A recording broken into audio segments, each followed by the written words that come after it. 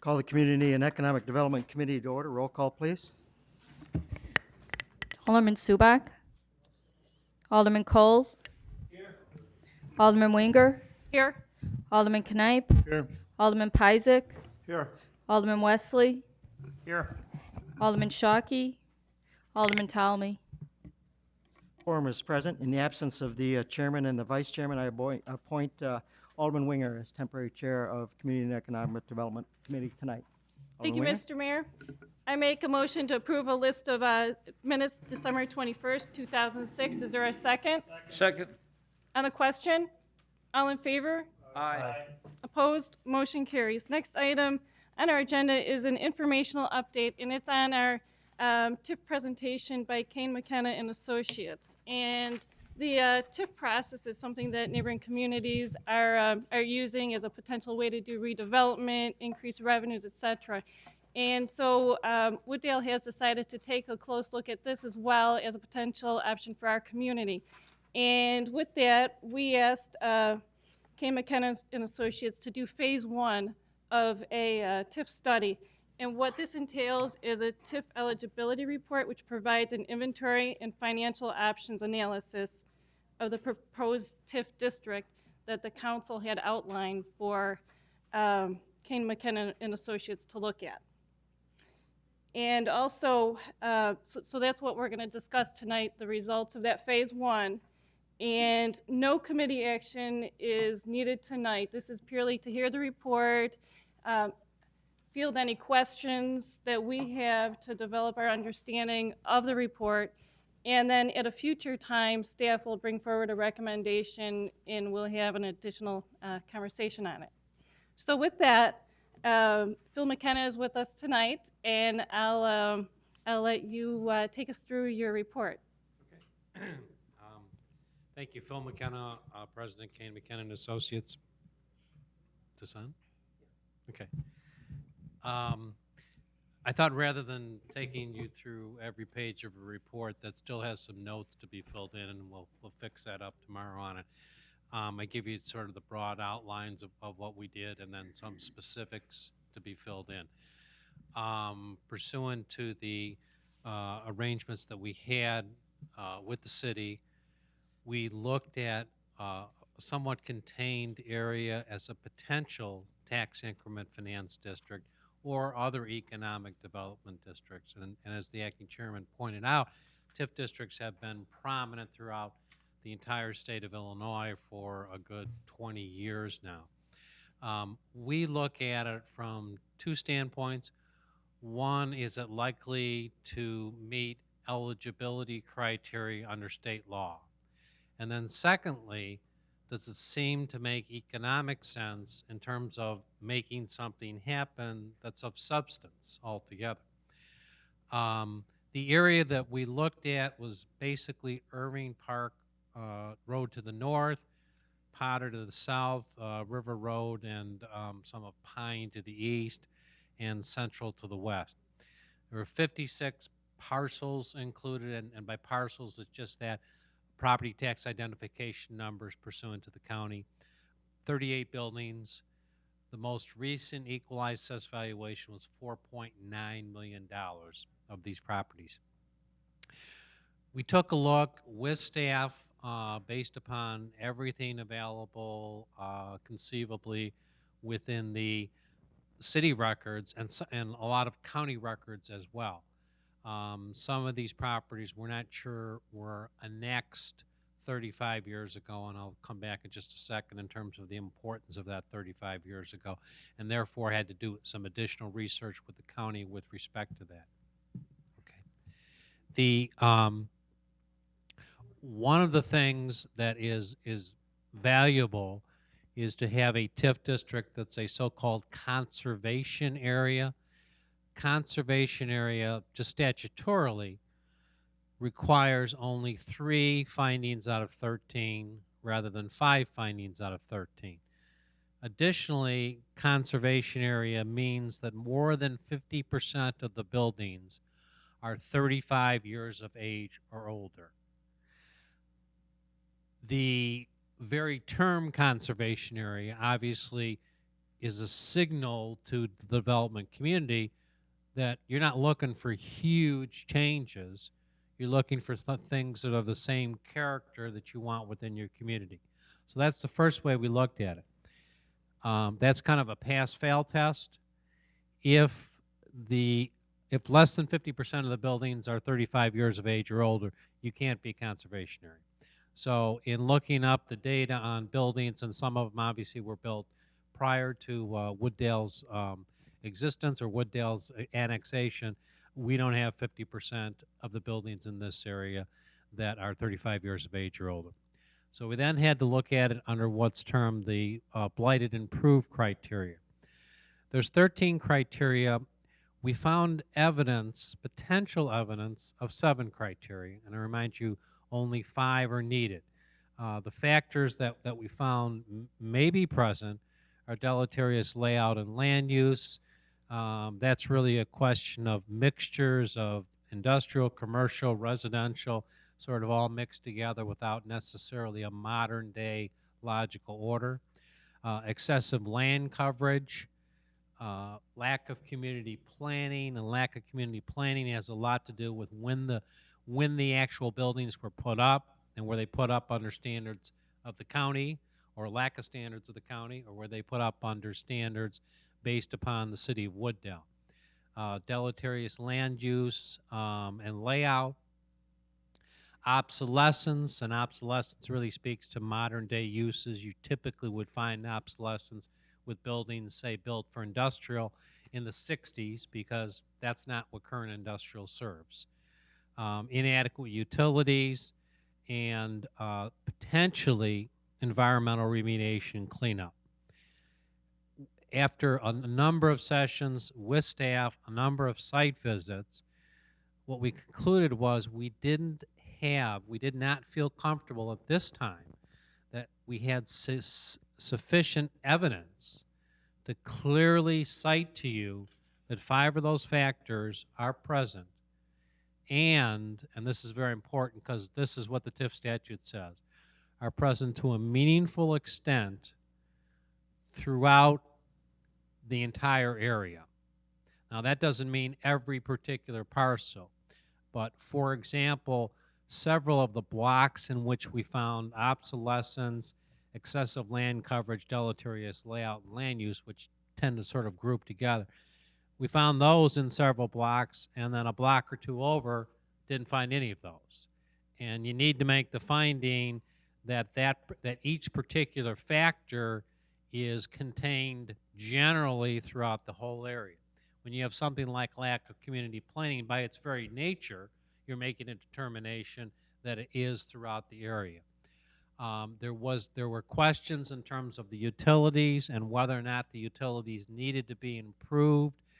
Yes, it's clear some do. We're not sure it's to the extent that we would meet the spirit, if not the letter of the law. We are, we'll tell you, cautious before we sign off on tax increment financing, and even more cautious nowadays because laws and court rulings have been even tighter. Putting that to the side for a minute and saying, our basic feeling at this point in time is we don't think we meet enough of the standards. We could explore that further, but then we go to the second part of our analysis, which is the economic part of the analysis. When we looked at the economic part of the analysis, what we saw was fairly difficult lots to develop, lots of need for consolidation of parcels through private developer action or through public intervention altogether, and frankly, fairly high equalized assessed valuation. In fact, that 4.9% exceeds, on an average basis, the rate of growth for the entire community over the last 5 years. So it's not really an area that we could call in distress at this particular period of time as measured by the equalized assessed valuation.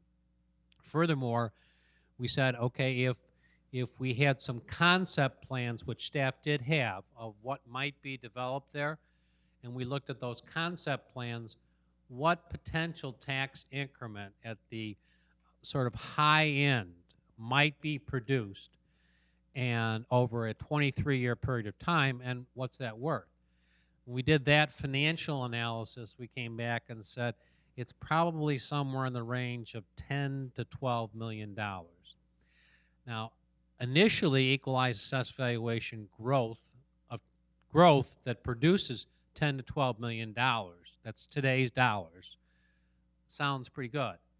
But when you measure it against the cost of redeveloping that site, of acquiring property, of potential demolition, and again, just from a private sector side, it's just assuming a developer came in and on their own was willing to buy the buildings, tear the buildings down, do the site improvements, etc., and came to the city and asked for some assistance, but not all that amount of assistance. 10 to 12 million dollars is not going to go very far in terms of the ability to redevelop that area in a meaningful way. Could something be done? Yes. Do we think it's to the standards that you're looking for? No, we don't think it's to the standards. So we take that back then and we say, okay, is it worth it to suggest going to the next step, which would be a more in-depth study of the qualification criteria? And our conclusion is, no, it's not worth going to that next step. That for these parcels, for this area, that even if it could get to qualification stage and you went through all the other public hearings, et cetera, and you decided that you wanted to go forward with it, what you would get out of it is probably not what is consistent with what your overall economic development goals are. So that's the core of the report. There's obviously a lot of explanation of those in the report.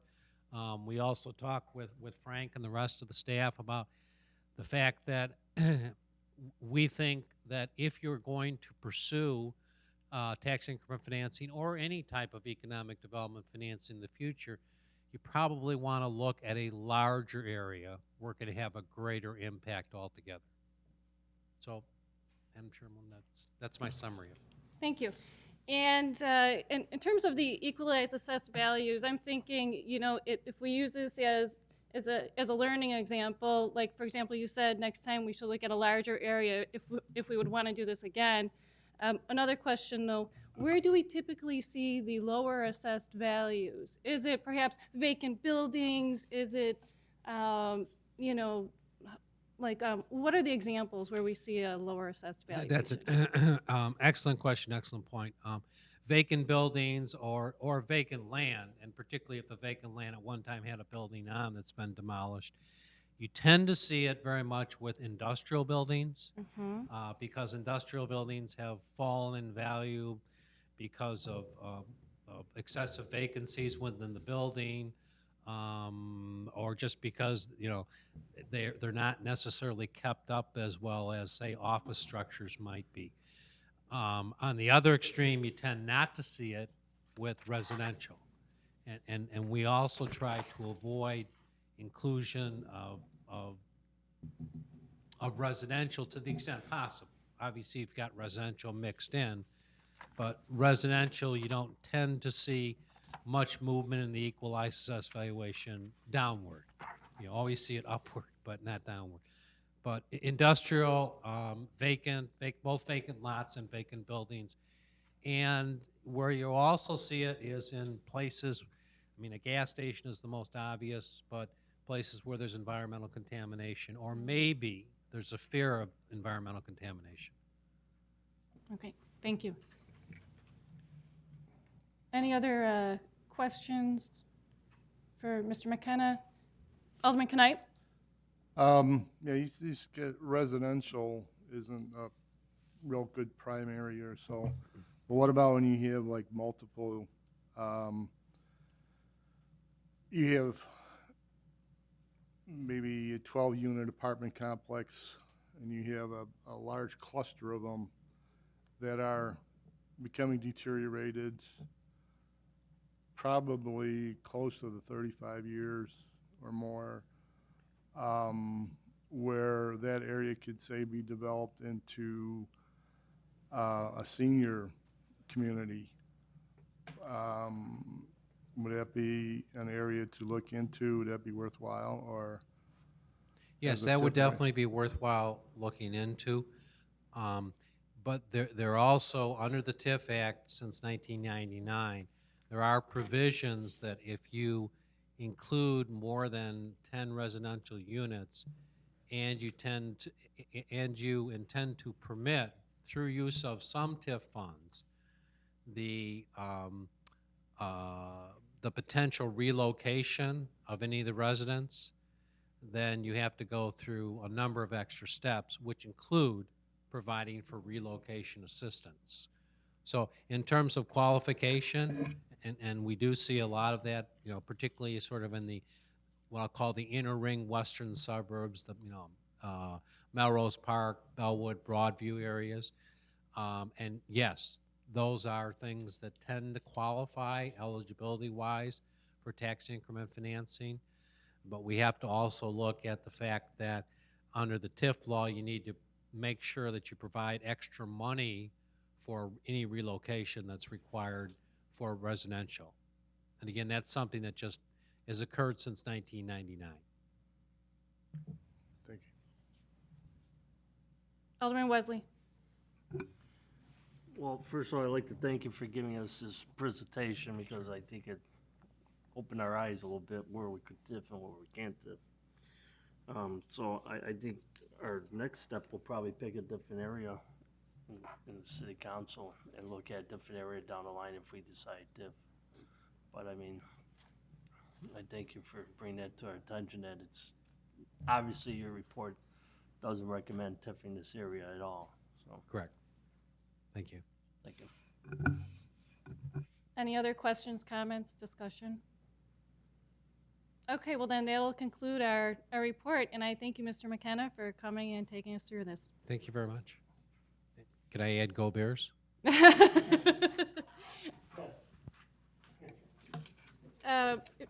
In terms of, next item on our agenda is, No. next item on our agenda is any items for future discussion. Are there any items for future discussion? Alderman Wesley. I think if we want to go forward with looking at another TIF area, maybe we should look at that or for discussion if we decide to go forward with TIF districts. So item would be potential tips Yeah, for a future agenda, potential tips. I mean, there's no hurry on it, but maybe we need to look at that. Mr. Manager? Yes, I'd just like to advise the council that we did receive grant funding, planning grant funding that will pay for 80% of the Phase 1 for any TIF area. And so we're utilizing that for this TIF. So in terms of what it costs the city, it's very minimal. And then for another future item, we'll add the official recommendation on this TIF proposal, correct? That's correct. And we've already started, staff's already started looking at other areas to bring to you. Alderman Coles? We've already started looking at other areas? Yes, we have. Okay, all right, that's all I wanted to know. Okay, That we should look at some other areas. thank you. I make a motion to adjourn. Second? All in favor? Aye. Opposed? Motion carries.